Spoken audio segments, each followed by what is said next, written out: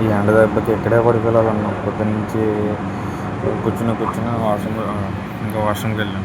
వాష్రూమ్కి వెళ్తే అదేమో మా బ్రాంచ్ ఏమో ఎక్కడో ఉంది, వాష్రూమ్ ఏమో ఇంకెక్కడో ఉంది. ఇక్కడికి బయటకు వచ్చేలాగా ఇక్కడే మాడిపోయేలాగా ఉన్నాం మనం.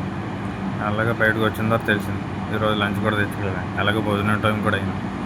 అలాగే బయటకు వచ్చాం కదా అని ఇంకా రెస్టారెంట్కి వెళ్ళాం.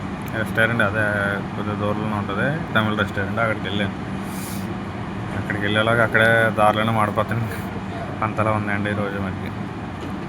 అలాగే నడుచుకుంటే ఇవన్నీ తప్పులు పడి ఏదో వెళ్ళాం.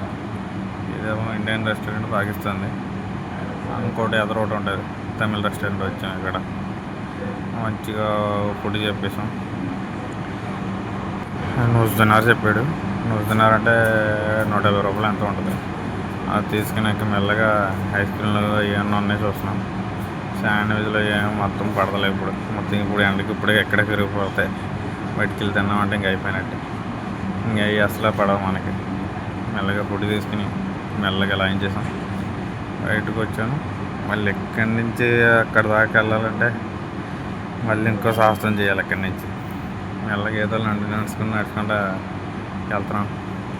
ఈ ఎండకి ఏంటో కానీ ఇంకోటి గాలి ఎక్కువ, వడగాలి మరీ దారుణంగా అవుతుంది. ఎటు చూసినా కావాలి అది. దాంతోపాటు ఏసీలు ఎక్కువ. మళ్ళీ ఆ ఏసీ గాలి, మళ్ళీ ఎండ గాలి మొత్తం ఇక్కడ మడిపోయేలా ఉన్నాం. ఆగయ్యే కదా వెళ్ళి దీన్ని చూసిన తర్వాత అనిపించింది, ఈ ఎండ చూసిన తర్వాత ఇంకా అస్సలు ఎండాకాలం అయ్యేంతవరకు బయటికి రాకూడదు అనిపించింది. అంతలా చిరాకు వచ్చింది. మొత్తం ఏదోలాగా బ్రాండ్ దగ్గరికి వెళ్ళిపోతుంది పరిగి తీసుకుంటా. నిజంగా ఇక్కడ వాతావరణం అసలు మనకి ఎప్పుడు ఎలా ఉంటుందో చెప్పలేం. మొన్నేమో 2 రోజులు ఇసుక తుఫాను అలా వచ్చింది. మొత్తం ముప్పుల కింద ఇసుక తుఫాను వచ్చింది. ఇప్పుడేమో ఎండలు మరీ దారుణంగా ఉన్నాయి. మళ్ళీ రేపొద్దున ఎలా ఉంటుందో చెప్పలేం. ఈ ఎండాకాలం ఏంటంటే మళ్ళీ శీతాకాలం వచ్చిందంటే శీతాకాలకి తట్టుకోలేము. వానలు వచ్చినాయంటే వానలకి తట్టుకోలేము. మరీ దారుణంగా ఉంటాయి ఇక్కడ వాతావరణం మటుకి. ఎలాగైతేనే వచ్చేసాం లోనికి. వెంటనే వెళ్ళి ఏసీ ఉంది కదా, ఇంకా తక్కువలో పెట్టేసి కూర్చొని వాటర్ తాగకపోతే ఇంకా సచ్చేలాగా ఉన్నాడు. మొత్తం ఏదో వాటర్ కూర్చొని. సరే అయితే లైక్ సబ్స్క్రైబ్ చేయండి అబ్బా.